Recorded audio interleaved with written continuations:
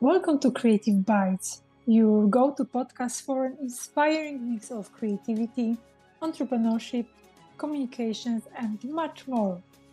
I'm your host, Ivona Fruda, and in each episode, we will bring you compelling stories from the movers and shakers across various industries. We will discover how ideas evolve, how communication shapes our world, and how the entrepreneurial spirit drives progress. Whether you are looking for inspiration, innovation, or just a good story, you will find it here.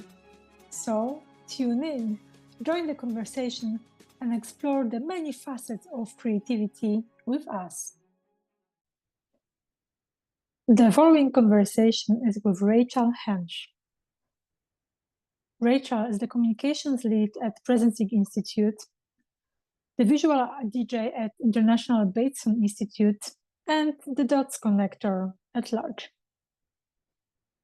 This is how she describes herself.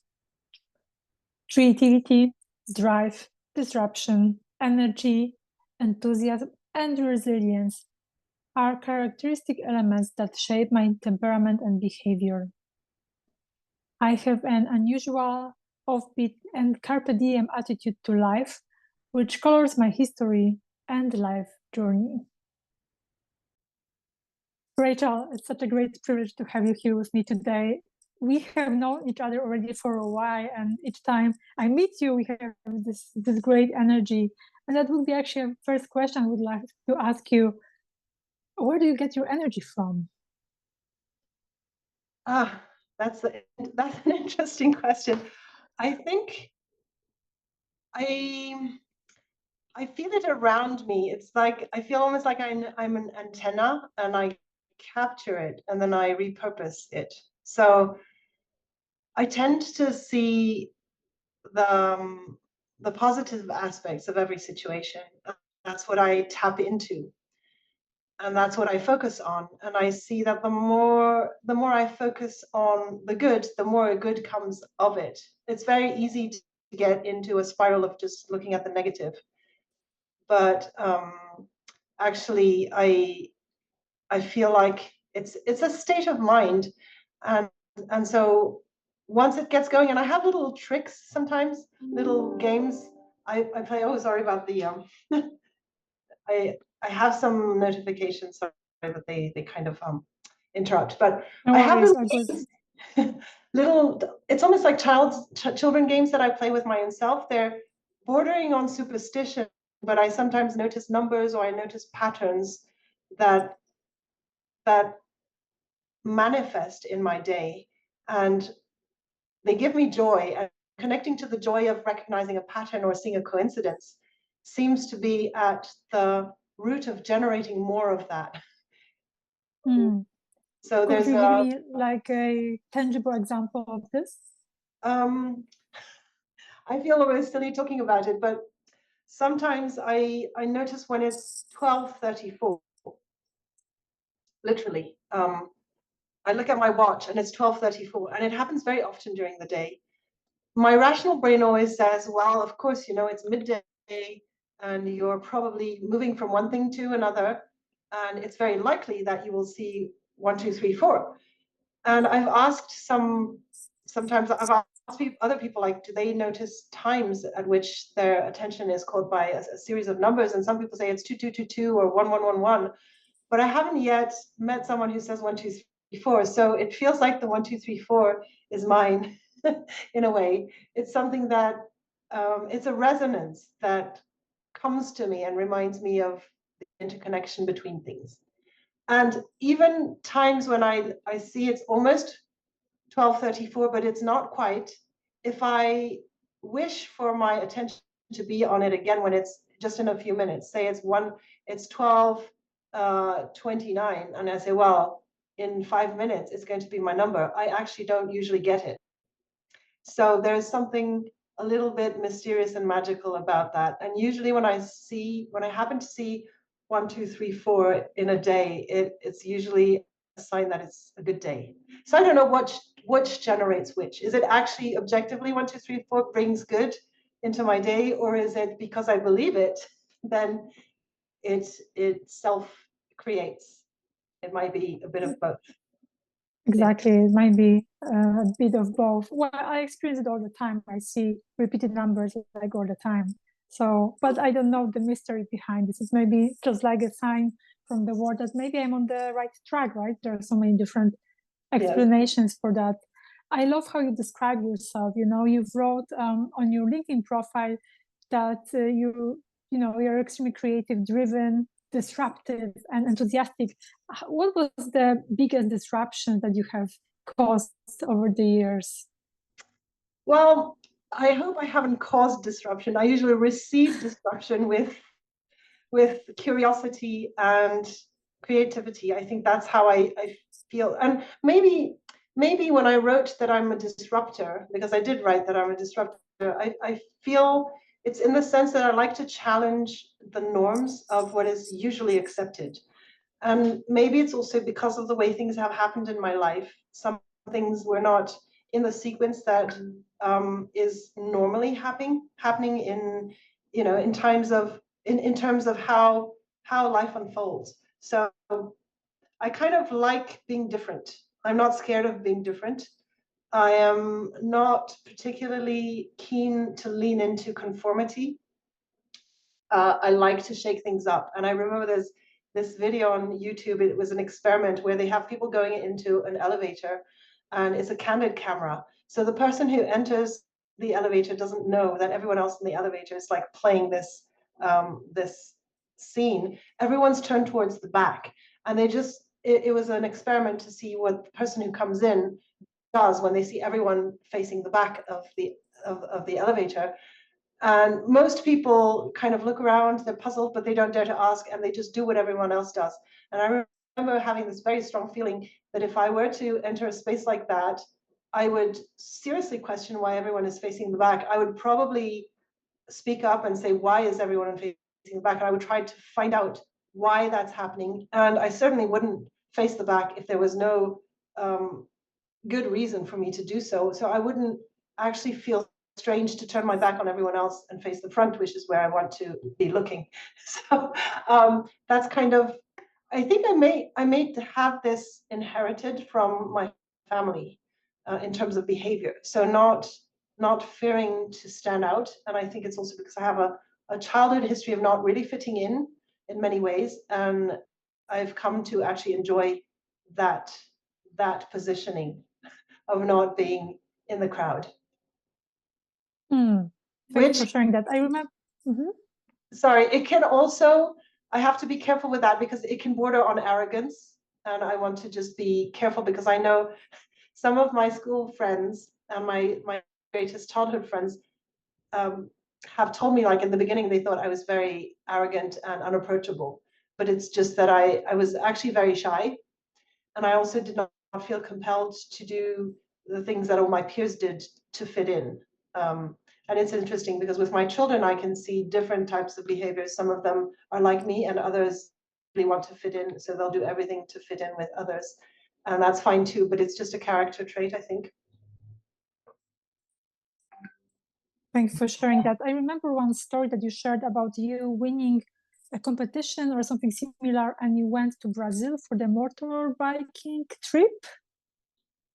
No, so I went once, did a selection for an expedition, and I went to Patagonia. Maybe it's that. And then the other yes, unusual thing I did was I participated in a regional championship for enduro dirt biking, motorcycle dirt biking. These are two things that I've written about in my Time to Dare blog on Medium that I tell about because these are examples of how I have really kind of leaned out of my comfort zone and into spaces where I was actually a little bit afraid to go explore because it felt outside of what would be acceptable to others and therefore to me. And being able to push through that and go to spaces that were a little bit tricky or a little bit beyond my reach have been really amazing opportunities for growth and discovery. So the Patagonia expedition was a selection of women candidates, like all young women who wanted to go discover a new country. So they did a casting and anybody could apply. And the end product of that was an online, a television series, a series of documentaries. So every year there's a season during which on that channel there is this a collection of adventures. So there's a group of women who gets selected every year and who goes to one of the countries far away from Italy. And it's like they tell about what they discover, the people they meet, the landscapes they see, the foods they eat, connecting with locals. And I was very curious, but I had all reasons to not even apply because at that time I was a mother of four. I was mostly focusing on my studies and being a good wife and a good mother. And also one of the rules for the expedition was that you were not supposed to have children. So it was all people who were either single or in a relationship, but that could leave everything behind because you couldn't phone home and you couldn't be connected whilst you were on the expedition. So I took part mostly to challenge my own self and see if I would get selected. And when I did, I said, actually, I really want to go. And it felt like it was possible, but also not. And I was aware of the kind of stir it was creating. My parents were very worried. My in-laws were very worried. My husband said, you have to do whatever you feel is right. And, and so I actually went, but it felt very edgy because especially in the family context and the social context, there were many reasons and warning signs like don't do this because you might destroy everything you've built, the family relationship, the dynamics, the trust. And I'm really glad I went because it was I was able to reconnect with who I was before I became a mum. And that was precious to me. Like I rediscovered the 18-year-old Rachel, and that gave me a lot of strength.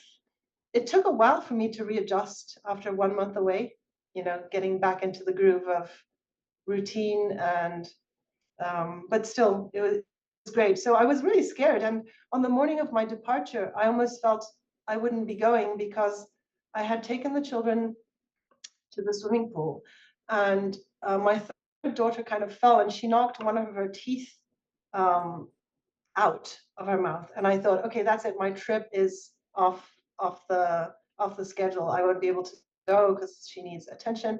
And then things just kind of fell back in place. But I also felt that calm of being able to really let go of the dream, even when I was on the threshold of stepping into it. And I think that's an attitude that I kind of carry with me of really seeing something wanting to happen and still stay in a place of nurturing it to its ultimate possibility and then be also okay with it slipping away if that's what needs to happen. So in that way, maybe I'm a little bit philosophical, a bit, you know. Well, my question would be, how do you find the calmness, the comfort in this edginess that you experience? How do I find the comfort? I guess it's a question of sort of stepping away from my physical center of where my willpower is. So I also know the power of will. So when you have a very strong intention, we as human beings, we can will things into being. So the saying that goes, careful what you wish for, because literally there is truth to that.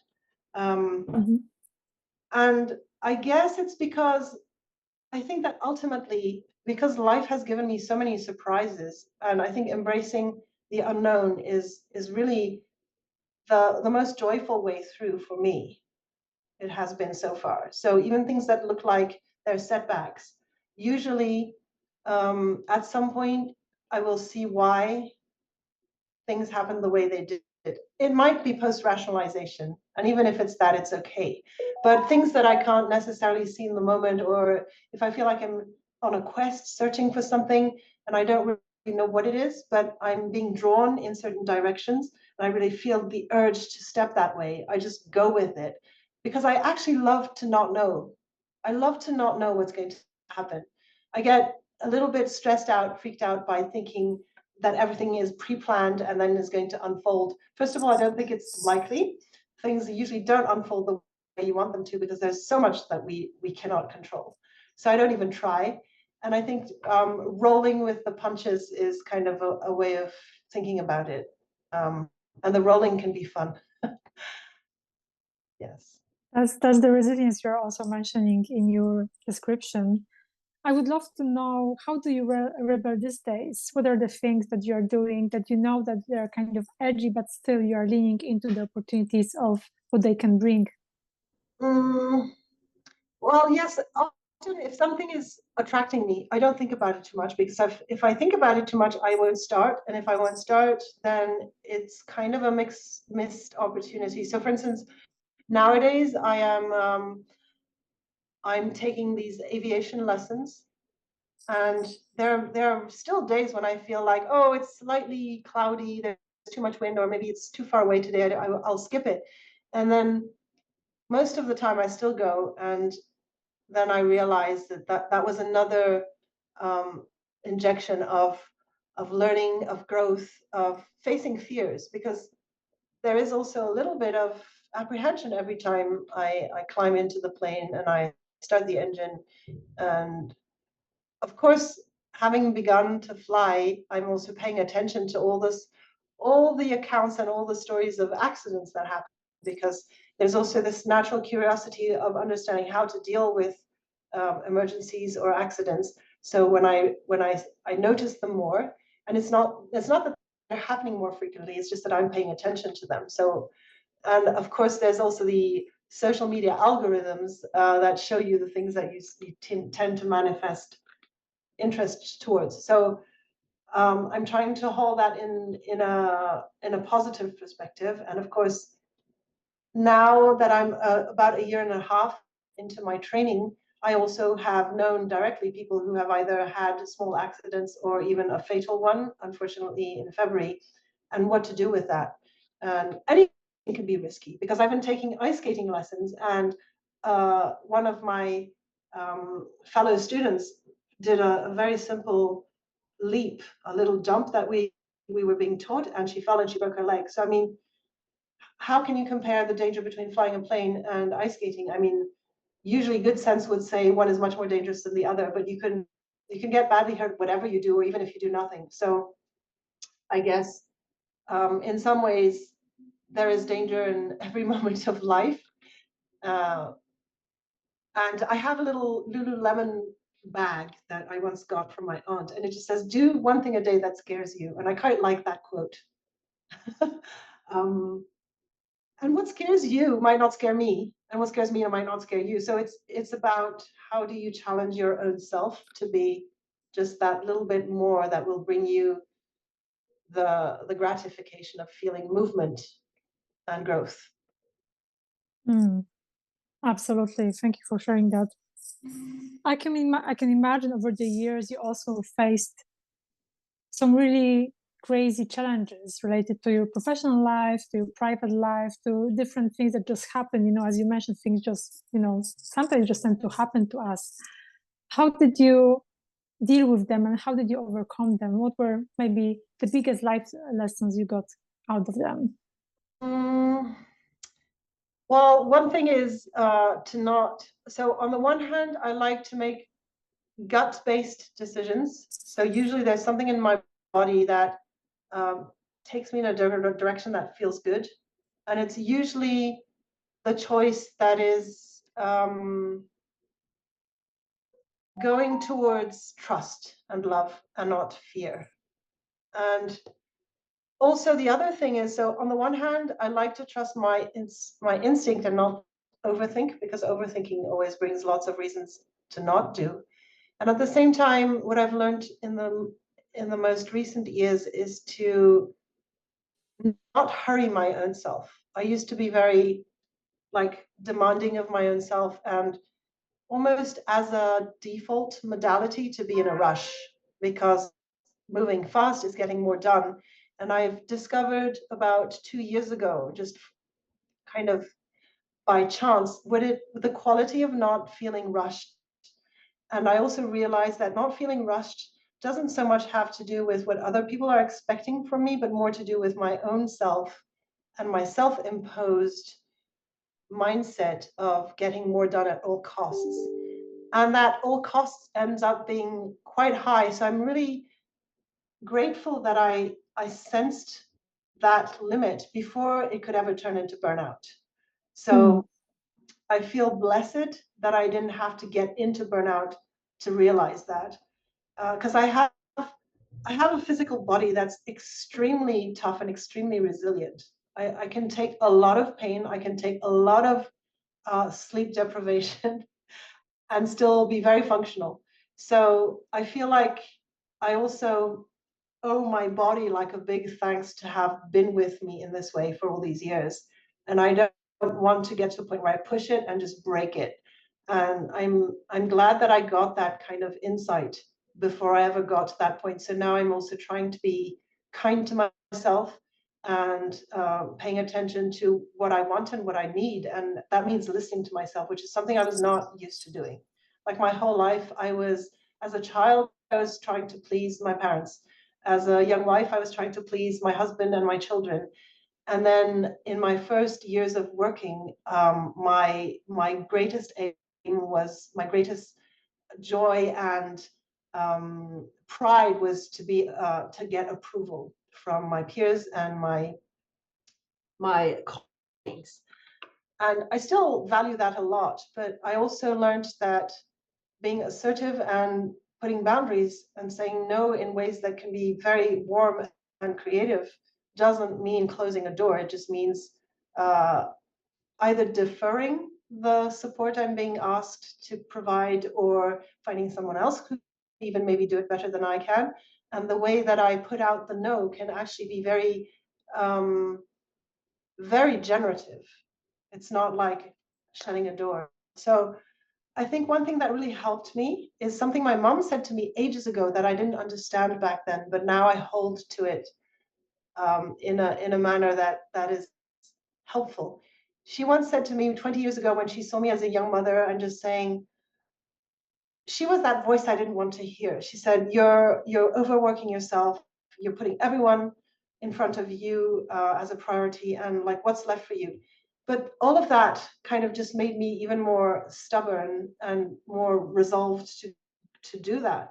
And then one day she found an image that at the time I heard it, I didn't really capture it. I didn't really hold it in my heart, and now I do. She said, can you just imagine, like, look at your young daughter and imagine little Rachel. And I just, my invitation, my plea to you is just take care of the little Rachel that is also in you. And I think that image is helping me to this day when I'm not feeling how I can do something for myself. I just picture myself as, a 6-year-old, an 8-year-old. I even have the photographs that I remember what I looked like or when I saw myself in the mirror. And I just think, oh, the little Rachel deserves care and attention, and what can I do for her? And that's really helpful. That's beautiful, and thank you for taking care of your little Rachel. I think that's probably one of the most important jobs that we can do, right? But in general, in our lives, to take care of ourselves and our little ones, our inner little ones. Talking about the job, let's say the real job that we also have, you're very active professionally, and I really love that. I really love that you are so much involved in the work of the Presencing Institute, but also in the work of International Bateson Institute. Yes. Could you share a little bit more about your responsibilities and what gives you the most joy out of these collaborations?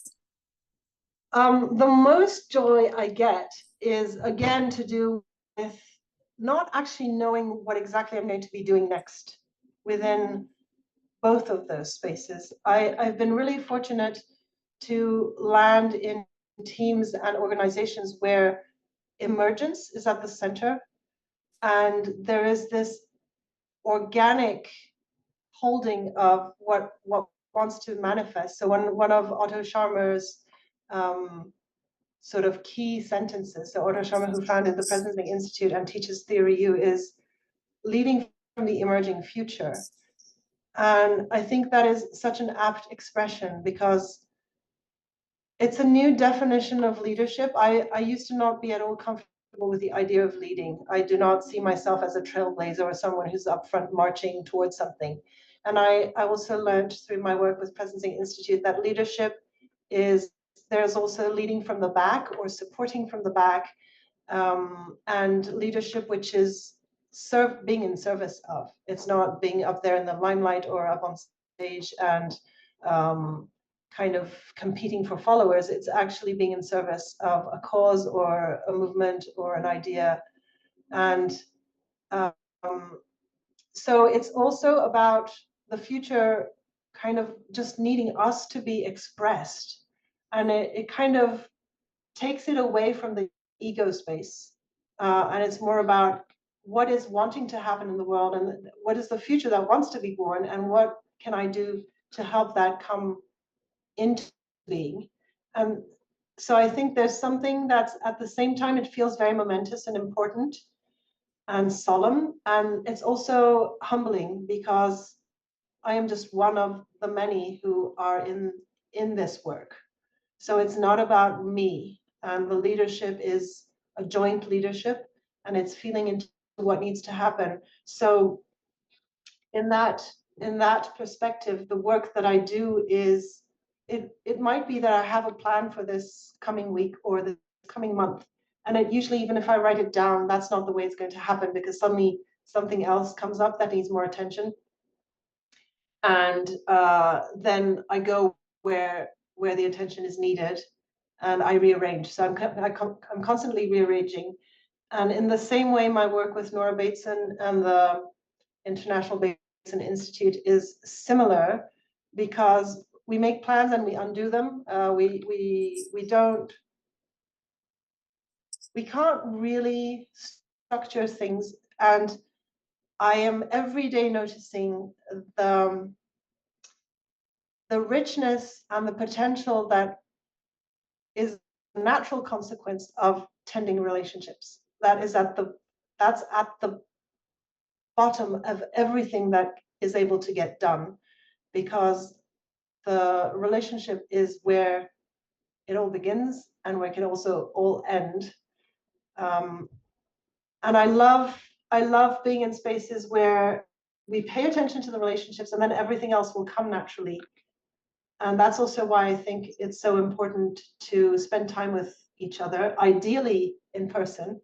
There are dimensions of relationship that cannot really be captured through Zoom, even though I at the same time I say this, I want to say how much I think Zoom has been incredible in holding and even spawning new relationships. Half the boot campers of MIT boot camps that I know, I have not yet met in person, and some I may not ever meet in person.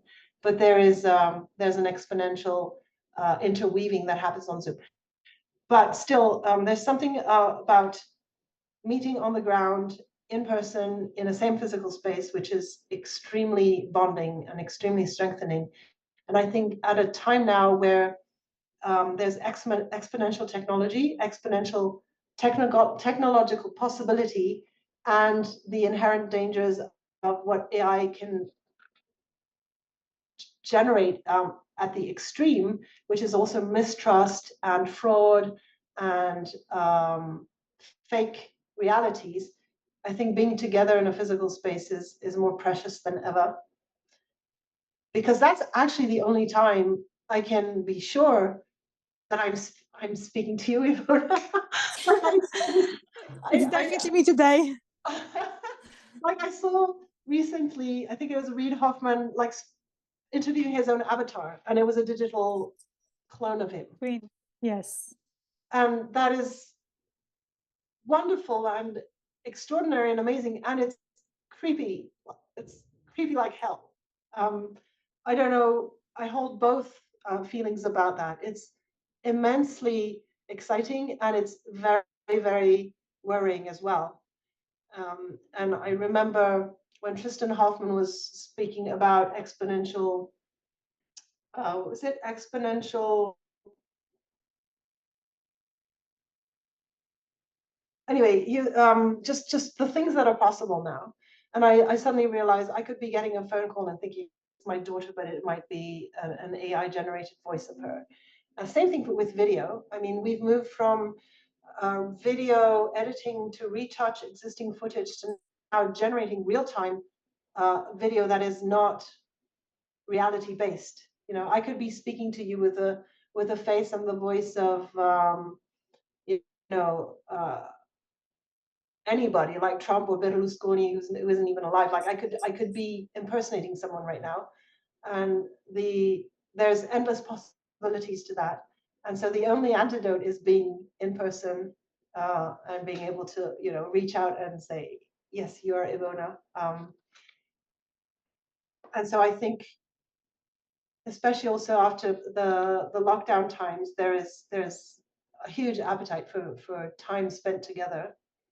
I know we made observations and promises about carbon footprint and what the good side of lockdown had brought, like nature being cleaned up, the skies cleaning up, you know, things to do with pollution. But at the same time, I think we need to strive to spend time together in person. And that's a difficult equilibrium because, you know, what we create on one hand, we're destroying on the other, and how do we find the right middle ground? Which is maybe there's no middle ground, right? Maybe just coming back to what you mentioned before, maybe our goal, our vision should be to really lead from the emerging future, to really embrace what is coming and contribute as much as we, of course, can. Yes. I feel like what you mentioned, you know, also about the work with the Presencing Institute, it's really, I feel like it's very similar to what I truly believe in. It's kind of leading and living the truly creative life, kind of creating with the flow, creating in the present moment, and not being much attached to what is happening in the outside world, kind of living from the inside out in a way. But of course, that's possible most of the time very beautifully when we face ourselves in a way, when we face also our fears, you know, all of our traumas, our boundaries, and then really go with the flow, as you also mentioned before, very beautifully. Yes, and I'm thinking now also about the warm data work. It has brought me so much in terms also of how I approach anything in life, and the ways in which cultivating relationships can prepare us for what we cannot actually get ready for until it happens. That is also, I think, one of the skills that as human beings we need to have with us, because one thing is acquiring specific skills to deal with things that you foresee will be in your landscape. But then what if what is coming is totally unprecedented, so you have nothing to predict or to actually simulate what might happen even in your mind, because it's not even in existence yet. So I think what I value from learning with Nora Bateson and with Otto Scharmer is just the getting comfortable with the unknown, and remembering what it's like to be deeply human. And I think in the way that our Western societies have evolved over this last century, there's so much of our thinking that has become industrialized, and we need to shake that off and remember who we are. This is also why there's just so much movement and reawakening of interest towards indigenous cultures, because they have stayed in touch with what it means to be human, what it means to be interconnected in the vulnerability of being human, the acknowledgement that we can't control everything, including nature, and how do we rejoice and celebrate and grieve things that are not in our control. And I think what also ultimately gives me a lot of a sense of calm, coming back to that earlier question you posed, is I really believe that we are on a transition journey in this dimension. I feel that strongly from some personal experiences of dear ones who have been lost to this dimension, and I feel their presence. I feel that what happens in this life isn't in vain.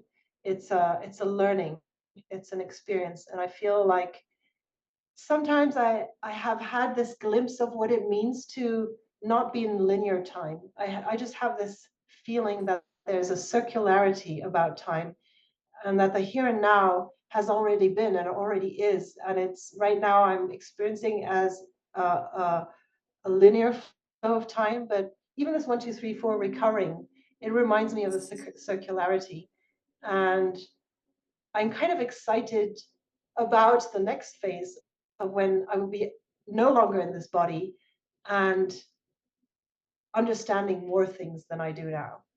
All the while that I'm so enjoying this life that right now I feel like I want to stay on for a long, long time.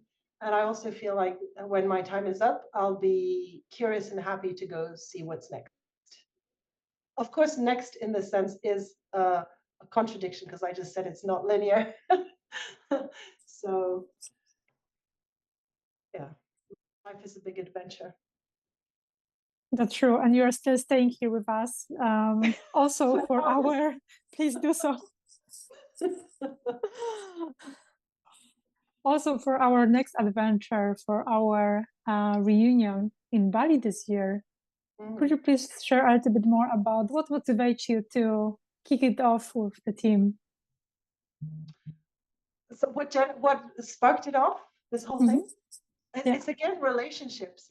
So it was coincidences, which for now I'm not seeing them as coincidences. Like things wanting to happen and connecting.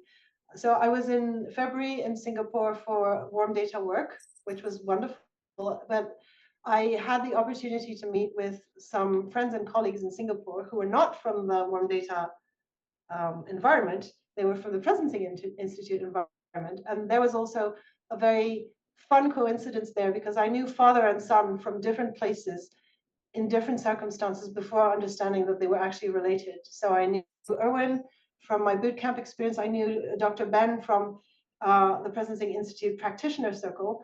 And back in 2018, I suddenly realized that they were actually connected. So I had lunch with both of them in February in Singapore. And Erwin and I said, let's think about doing an alumni reunion. And Dr. Ben was sitting with us and he said, why don't you do it in Bali? Which is not at all what I would have been thinking, but we kind of jokingly said, why not? And Dr. Ben seemed to be more serious than both of us. And that started getting things rolling. And then I spoke with you. And I've always felt like in all of our shorter interactions that there was something in store for us to do together. I kind of felt that since the very first moment that we connected, and we did a few things online together, but I always felt that very strong, soft, but positive forward motion with you, and an openness. And of course, that was reinforced a lot when we met in person a few years ago in Switzerland, and it was wonderful to spend time with you.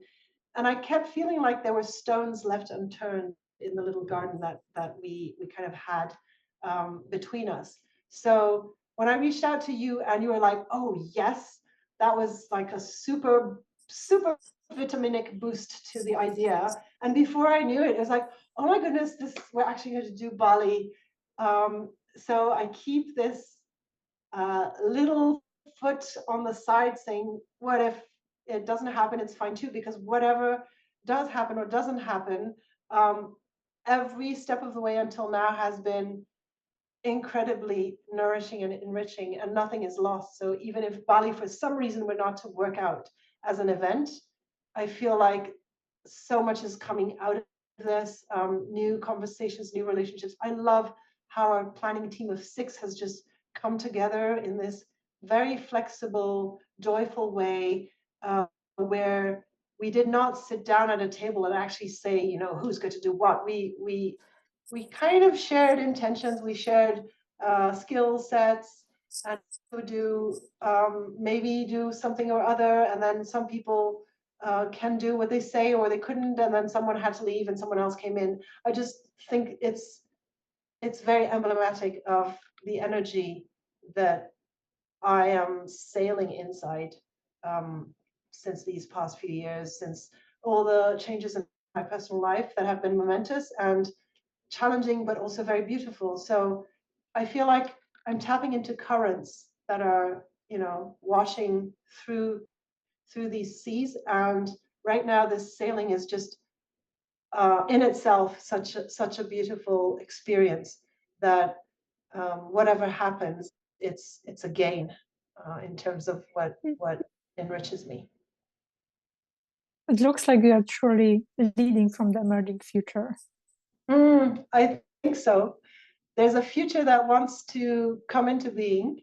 It has knocked at our door. We've said yes to it, and then I think what's important is to stay in observation, in listening, and be receptive to that and integrate things along the way. So I've been really enjoying every moment of the planning, the questioning that sometimes arises, the minor setbacks or just the doubts that we have, and the way we come together to explore questions, look at possible scenarios. And when I look at the folders we've been making with our notes and all the information we've gathered so far, and when we come together, all the people that we know, it's really mind-boggling. It's really That's quite true. precious. With so much more to You come. mentioned beautifully, yes, you mentioned beautifully a little bit earlier the power of relationships, right? How we create things together, how we co-create things together, what happens when different people, different energies come together with the same intention and just want to create something. And I feel like for me personally, also this whole adventure with you and with for other people for the reunion has been just like mind-blowing experience to even see how much we can step by step achieve together for ourselves, also for our learning purposes, but also for the community. And I Yeah. would love to wrap it up with a question. What are your hopes for the future? My hopes for the future is to do with I think always staying in love and trust, no matter what might happen to maybe tarnish that momentarily. I would like for my children to also be in love and trust of the world, because I think the world is a beautiful place, sometimes with really big challenges, but it's such a learning journey. And I think it's very hard to know what might happen in 1 decade or 2 decades. Some forecasts are very bleak. I think we humans are so creative and so incredible that what we're trying to find as so-called solutions right now might actually exist, even though they might not come in the form of solutions as we think about them. I'm also philosophical about what might happen to this earth ultimately, because I think it's a beautiful place and we all love our earth and want it to continue. But again, thinking about this as one dimension in time space, if this were to need to end and we're all moving elsewhere, I guess come what may. So I don't want to sound catastrophic or downplay what is at stake. I know that there may be a lot of suffering ahead. I also sometimes feel that my children might need to face a world that's very difficult and very dangerous. And it might be very, very painful for all of us still, and those who are yet to be born. So there's a part of me that thinks, oh my goodness, like what is going to happen? And I will also want to allow myself the luxury of not getting trapped in forecasts of doom. So I have a sense that it could get really bad. It could turn very beautiful unexpectedly. And whatever happens, I think we're all destined to be in other spaces at some other point. So at the end of the day, I'm not too worried, if I may say. That's perfect. Yeah. As someone said, I believe 90% of things we are worrying about will never happen. So I feel like not worrying is actually a very good approach towards life in general.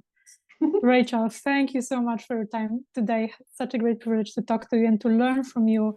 Such an incredible, bucket of wisdom you just shared with me. I deeply appreciate that, and I'm sure people listening to us will enjoy it as well. Thank you so much, Ivona. It's been a pleasure to speak with you today, as always. Thank you for tuning in to today's episode of Creative Bites. It's been a pleasure sharing these stories and insights with you. Remember, creativity is all around us, ready to be discovered, nurtured, and celebrated. I'm Ivona, and until next time, keep creating, keep exploring, and keep inspiring. Thanks for listening, and goodbye for now.